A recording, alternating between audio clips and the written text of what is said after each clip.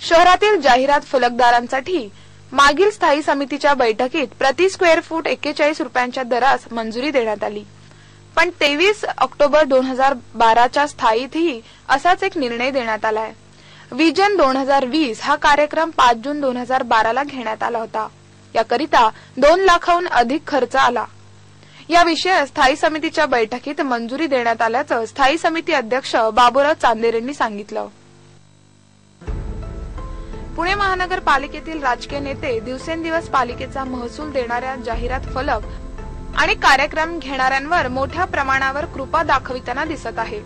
याचं उदाहरण म्हणजे प्रशासनाच्या वतीनं जाहिरात फलकांसाठी 222 रुपयांचा दर ठेवण्यात आला होता, पण यावर स्थायी समितीत 41 रुपयांचा दर निश्चित करण्यात आला।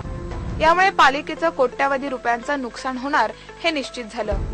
हा निर्णय होतो न होतो त्यानंतर लगेच 5 आणि 6 जून 2012 रोजी पालिका व्हिजिटेक्स फाउंडेशन आणि इंडिया म्युनिसिपल विजन 2020च्या परिषदेचं आयोजन करण्यात आलं होतं।